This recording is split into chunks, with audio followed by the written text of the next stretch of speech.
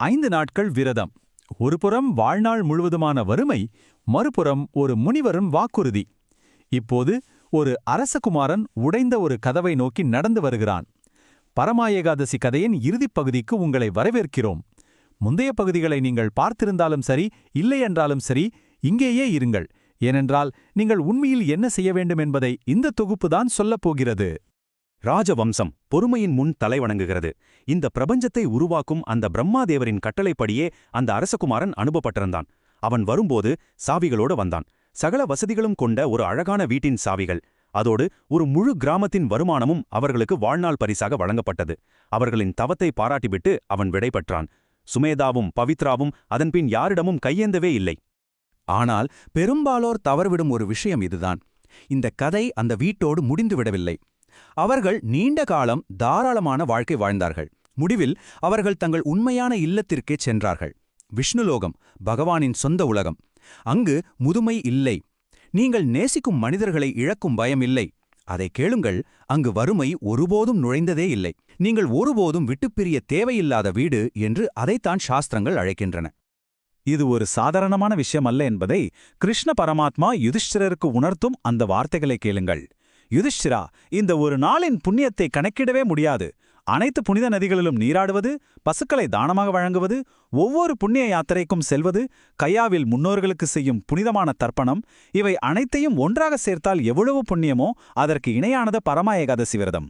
விலங்குகளில் பசு எப்படி சிறந்ததோ, தேவர்களில் இந்திரன் எப்படி சிறந்தவனோ, அதேபோல மாதங்களில் இந்த அதிக மாதம் மிக சிறந்தது.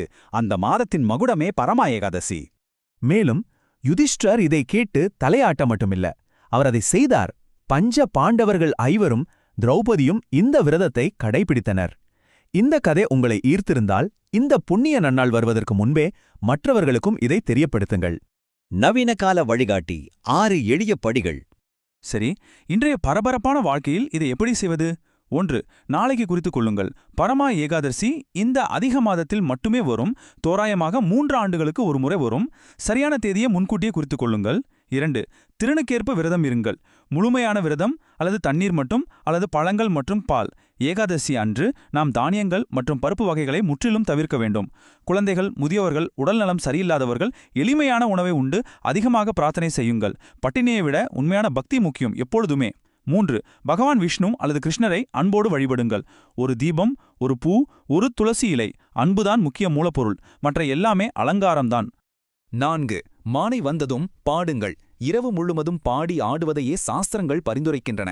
மொபைலில் 1 மணி நேரம் ஸ்க்ரோல் செய்வதற்கு பதிலாக ஹரே கிருஷ்ணா ஹரே ராமா என 1 மணி நேரம் ஜபிப்பதே எத்தனையோ மேல். இன்றிரவு அதை முயற்சி செய்து பாருங்கள். வித்தியாசத்தை நீங்களே உணர்வீர்கள். 5. எதையாவது தானம் கொடுங்கள்.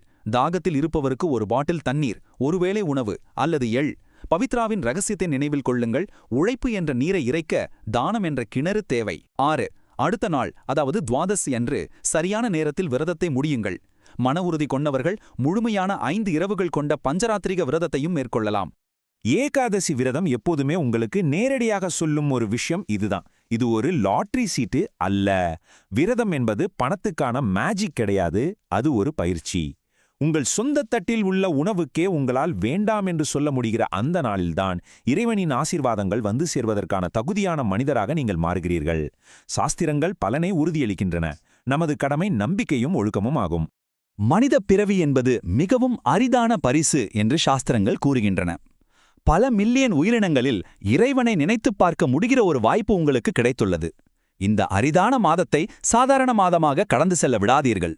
இந்த விரதம் பற்றிய கூடுதல் தகவல்களுக்கு எங்கள் வலைத்தளத்தை பார்வையிடுங்கள். அடுத்த ஏகாதசி இப்போதே வந்து கொண்டிருக்கிறது. இந்த முறை நீங்கள் தயாராக இருப்பீர்களா? 5 நாள் நோன்பு, ஒரு பக்கம் ஆயுசு பூரா வறுமை, இன்னொரு பக்கம் சாமியார் வாக்கு. இப்ப உடைஞ்ச கதவு முன்னாடி ஒரு இளவரசன். கதை இப்படி முடியுது. உங்க கதை இப்படி ஆரம்பிக்கலாம்.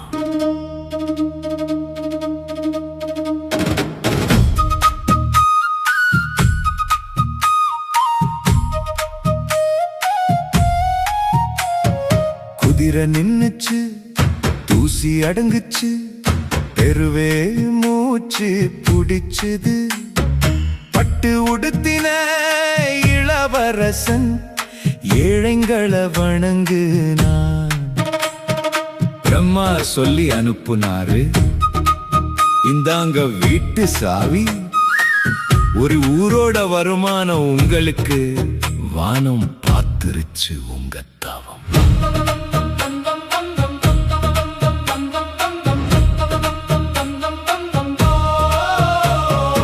அன்னைக்கு பிறகு அவங்க கையேந்தவே இல்ல, ஒரு சோறு கொடுத்த கைகள் ஊரையே உணவூட்டுச்சு.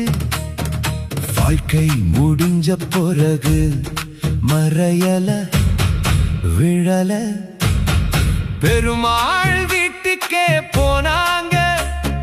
வைகுந்தம் நம்ம ஊரு, அங்க யாரும் கிழவன் ஆகல, கண்ணீரே கிடையாது, வறுமை கிரவாத்தையே அங்க யாருக்கும் தெரியாது. கண்ணன் சொன்னாரு தருமர் கிட்ட, இந்த நாளை எடை போடு, கங்கையும் கோதானமும் யாத்திரையும் சேர்ந்தாலும் ஈடாகாது. பாண்டவர் 5 பேரும் ராணியோட நோன் பிரிந்து இன்பமா வாழ்ந்து முடிச்சு வீடு திரும்பி போனாங்க. இந்த கதைய கேட்ட நீங்க உங்க நாளும் வர போகுது, காலண்டர்ல குறிச்சு வைங்க, அன்பு என்ன செய்யும் பாருங்க. முடிஞ்ச அளவு நோன் பீருங்க, விளக்கேத்தி கும்பிடுங்க, சாயங்காலம் நாமம் பாடுங்க, ஒரு தானம் பண்ணுங்க. இது லாட்டரி சீட்டு இல்ல, மனசுக்கான பயிற்சி, சொந்த சோத்த தள்ளி வைக்கிற கைய வானமே புடிச்சுக்கும். 3 வருஷம் ஒரு தங்க நாடு தேயும் நிலவுல ஒளிஞ்சிருக்கு, ஏழை வாசல் ராஜயோகம், கதவு திறந்தாச்சு, ஓடிவா. மனுஷ பிறவி பெரியவங்க சொல்றாங்க, படைப்புலையே ரொம்ப அரிதான வரம், அபூர்வமான இந்த மாசத்தை சாதாரணமா போக விடாதீங்க. அடுத்த ஏகாதசி வந்துட்டே இருக்கு, இந்த தடவை நீங்க ரெடியா? Hare Krishna, Hare Krishna, Hare Krishna, Hare Krishna.